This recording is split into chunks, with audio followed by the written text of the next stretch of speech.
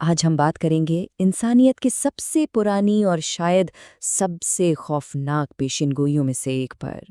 یہ کہانی ہے ایک ایسی پوشیدہ فوج کی، ایک ایسی فوج جو زمین کے نیچے قید ہے اور بس اپنے باہر آنے کے وقت کا انتظار کر رہی ہے۔ ذرا سوچیں، ایک ایسی فوج جو پوری کی پوری جھیل پی جائے۔ نہیں، یہ کسی ہالی ووڈ فلم کا سین نہیں ہے، یہ 1400 سال پرانی ایک ایسی حقیقت ہے جو ابھی سامنے آنی باقی ہے۔ جی ہاں، وہ حقیقی ہے اور وہ انتظار کر رہے ہیں۔ اس نشست میں ہم یاجوج اور ماجوج کی مکمل اور سچی کہانی کو سمجھنے کی کوشش کریں گے، وہ کہانی جو ایک بہت ہی مشہور لوہے کی دیوار کے پیچھے چھپی ہوئی ہے۔ آج کا دور دیکھیں، سیٹلائٹس کا دور ہے۔ ہم خلا سے زمین پر ایک ایک پتے کو دیکھ سکتے ہیں، ہے نا؟ لیکن قرآن ہمیں ایسی جگہوں کے بارے میں بتاتا ہے جہاں ہماری یہ جدید ترین ٹیکنالوجی بھی بالکل بے بس ہو جاتی ہے۔ تو آخر یہ یاجوج اور ماجوج ہیں کون؟ یہ حضرت نوح علیہ السلام کے بیٹے یافس کی نسل سے ہیں۔ لیکن یہ عام انسان نہیں تھے، یہ ایک وحشی اور تباہی پھیلانے والی مخلوق تھے جو زمین پر فساد برپا کرتے تھے۔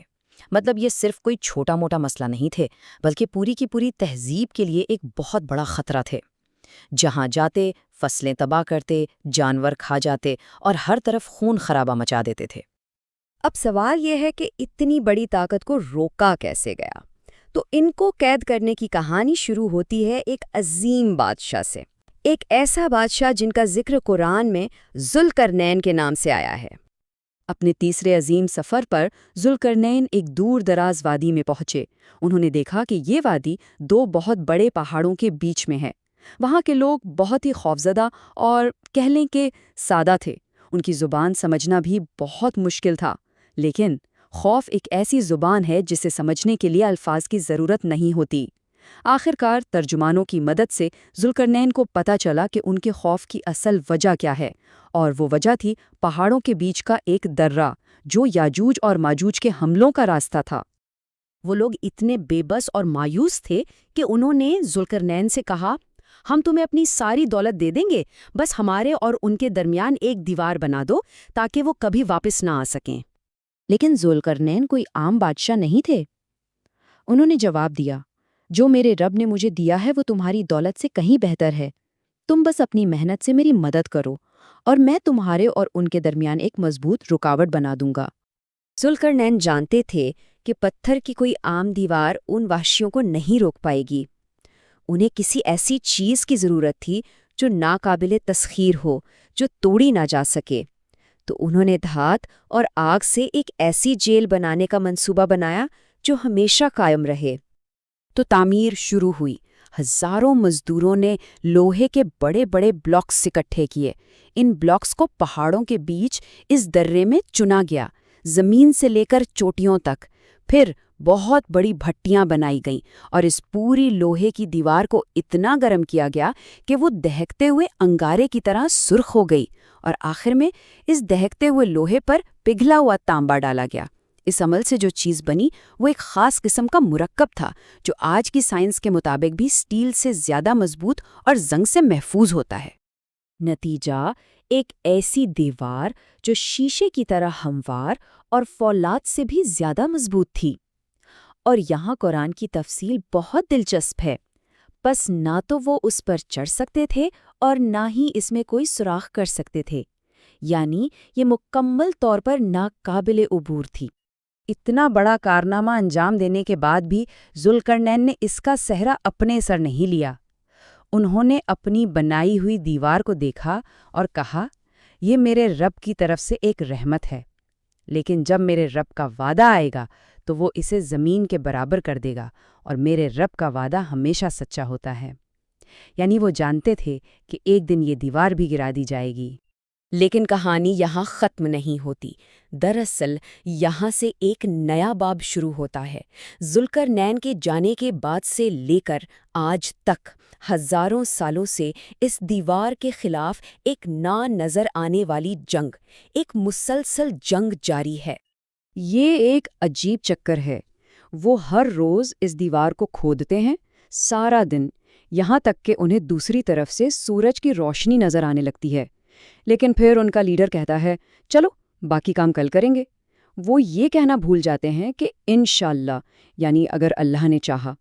اور نتیجہ یہ ہوتا ہے کہ جب وہ اگلی صبح واپس آتے ہیں تو دیوار رات بھر میں پہلے کی طرح مضبوط ہو چکی ہوتی ہے۔ یہ ایک لامتناہی سلسلہ ہے اور اس کی وجہ صرف ان کا تکبر ہے۔ لیکن یہ سلسلہ ہمیشہ نہیں چلے گا۔ پیشین گوئی یہ ہے کہ یہ چکر ایک دن ٹوٹے گا، اور اسے توڑنے والی چیز کیا ہوگی؟ صرف ایک لفظ، ایک جملہ جو سب کچھ بدل دے گا۔ ایک شام جب وہ اپنا دن بھر کا کام ختم کر چکے ہوں گے، ان کا لیڈر کہے گا، واپس چلو، ہم کل اسے توڑ دیں گے انشاءاللہ۔ بس پہلی بار وہ اللہ کی مرضی کو شامل کریں گے، اور جب وہ اگلی صبح لوٹیں گے تو دیوار ویسی ہی ٹوٹی ہوئی ملے گی جیسی وہ چھوڑ کر گئے تھے۔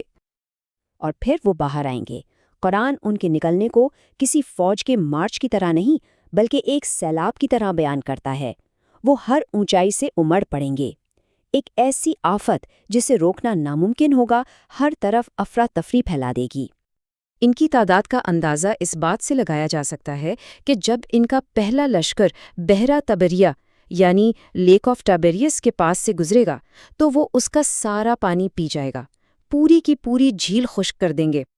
اور بات یہیں ختم نہیں ہوتی۔ جب ان کا آخری گروہ اسی جگہ سے گزرے گا تو وہ اس خشک پھٹی ہوئی زمین کو دیکھ کر کہے گا، لگتا ہے کسی زمانے میں یہاں پانی ہوا کرتا تھا۔ ذرا سوچیں ان کی تعداد اور ان کی تباہی کا عالم۔ پوری زمین پر قبضہ کرنے کے بعد ان کا تکبر آسمان کو چھونے لگے گا۔ وہ کہیں گے، ہم نے زمین والوں کو ختم کر دیا، اب آسمان والوں کی باری ہے۔ وہ آسمان کی طرف تیر چلائیں گے اور اللہ کے حکم سے وہ تیر خون سے لت پت واپس آئیں گے۔ یہ دیکھ کر وہ جشن منائیں گے، یہ سوچ کر کہ انہوں نے نعوذ باللہ خدا کو بھی شکست دے دی ہے۔ اس پورے وقت میں حضرت عیسیٰ علیہ السلام مومنین کو کوہ طور پر ایک محفوظ پناہ گاہ میں لے جا چکے ہوں گے۔ تو جب ہر طرف مایوسی چھا جائے گی، جب انسانیت مکمل طور پہ بے بس ہو جائے گی، تب اللہ کی مدد آئے گی، لیکن اس طرح نہیں جیسے کوئی سوچ سکتا ہے۔ یہ مدد ایک بہت ہی غیر متوقع اور عجیب شکل میں آئے گی۔ حضرت عیسیٰ اور ان کے ساتھی اس برائی سے نجات کے لیے دعا کریں گے، تب اللہ تعالیٰ نغف نامی ایک چھوٹا سا کیڑا بھیجے گا جو یاجوج اور ماجوج کی گردنوں میں داخل ہو جائے گا، اور پھر ایک ہی رات میں اربوں کی یہ پوری فوج ایسے مر جائے گی جیسے کوئی ایک جان ہو۔ اس کے بعد اللہ بڑے بڑے پرندے بھیجے گا جو ان کی لاشوں کو اٹھا کر لے جائیں گے، اور پھر ایک رحمت کی بارش ہوگی جو زمین کو دھو کر آئینے کی طرح صاف کر دے گی۔ اس کے بعد زمین کو حکم ہوگا کہ وہ اپنی برکتیں نکالے، اور پھر ایک ایسا امن اور خوشحالی کا دور شروع ہوگا جس کا تصور بھی مشکل ہے۔ تو یاجوج اور ماجوج کی یہ کہانی صرف ایک قصہ نہیں ہے، یہ ایک تنبیہ ہے، ایک یاد دہانی ہے۔ وہ دیوار آج بھی کہیں موجود ہے، اور اس کے پیچھے ان کی کوششیں آج بھی اسی طرح جاری ہیں۔ تو اصل سوال یہ نہیں ہے کہ وہ کب واپس آئیں گے، اصل سوال تو یہ ہے کہ جب وہ وقت آئے گا تو کیا ہمارا ایمان اتنا مضبوط ہوگا کہ ہم آنے والے حالات کا سامنا کر سکیں؟